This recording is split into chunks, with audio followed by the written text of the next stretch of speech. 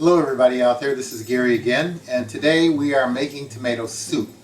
And I wanted to tell you a little story first. A number of years ago when I was working for MSU Extension, I was making a commercial visit to a grower in the area, and I was invited into the house while the grower was doing something else, and I smelled this wonderful smell, and I asked what it was, and his wife was making homemade tomato soup. And it smelled so nice, I asked her if she would be willing to give me the recipe. Well, before I finished the commercial visit, I had the recipe from her. Now, obviously when most people get recipes, they make the changes that they want. We like things a little bit more spicy. So we made some minor changes, but this is pretty much the same recipe that she gave us many, many years ago. She is passed on now, but I still remember this is her tomato soup recipe. Now, most people grow up eating canned tomato soup, and when I first tasted homemade tomato soup, I could not believe how delicious it was. And we like to use Brandywine, which is a heritage variety, very good flavor, and we also like to use baked beef, which I've talked about in a previous video when I was reviewing varieties that we were growing. And we like baked beef because it's a nice dark red, full flavor, a little bit sweet, which means you don't really have to put any sugar in the soup, but it makes a very delicious tomato soup.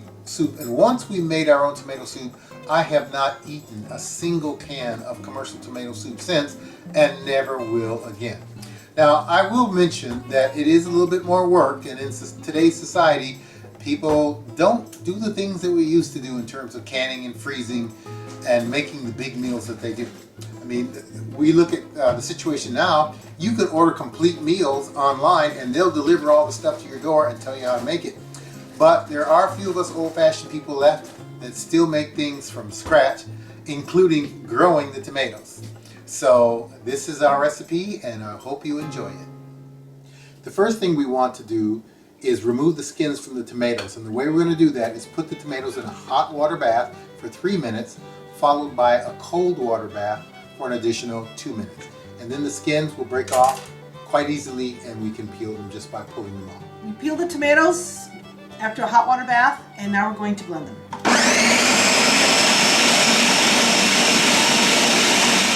After blending the tomatoes, we're going to strain them to get out the seeds and any large particles.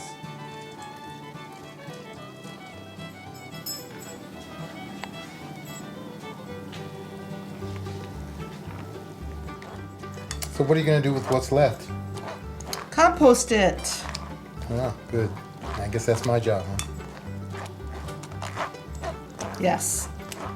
So we have sauteed the onions and the celery for about 3 to 5 minutes, about 5 minutes until you can really smell the celery cooking and the onions cooking. And then we're going to add 8 quarts, pureed and also strained. You have just short of a gallon in there right now. Yeah, just short of a gallon. So we've almost finished processing more tomatoes. We're going to put a 2nd gallon in, but now we're going to add some parsley, and we need 8 sprigs, right?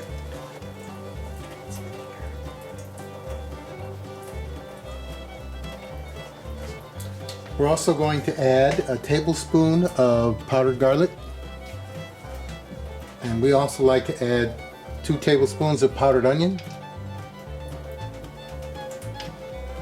The recipe calls for 6 bay leaves. We don't have any right now, so we're going to use a teaspoon of powdered bay leaves. We're also going to add 4 teaspoons of salt. This is a tablespoon plus 1 more. And also about a half teaspoon of black pepper. And we also add about 2 tablespoons of sugar. That depends on how you like it. But we need to add more tomato to this also. We have to double the volume of the tomato, but those are still being processed. But the salt and sugar kind of play off each other. And some people may like a little sweeter soup, some people may like a little less, and that's where you have to adjust it to your taste. Okay, we're adding the remaining tomatoes, and we're ready to start to cook it. Hope we can get it all in here.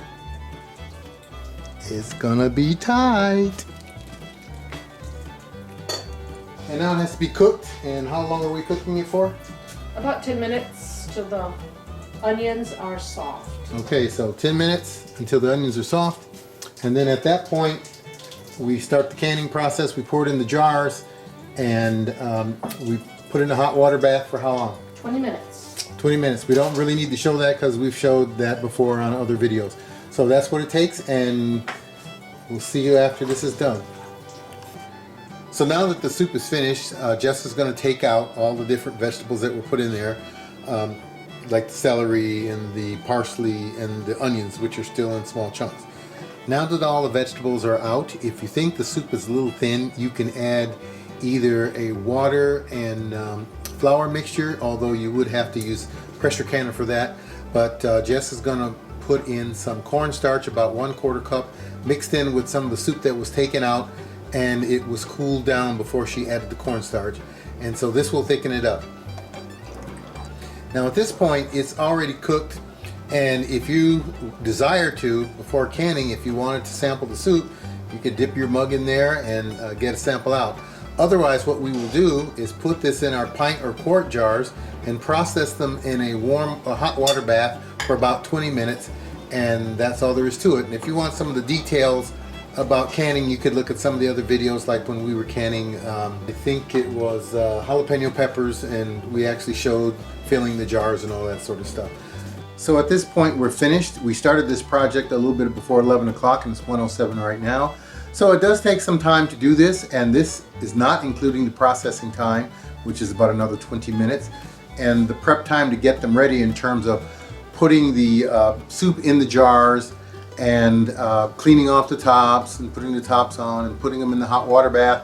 I'd say we probably have another 30 to 40 minutes of work to do before we're finished. You'll have to decide if this is important to you or not, but we like to do things and make homemade soup. I thought it was well worth the time, and I hope you enjoyed the video, and see you later.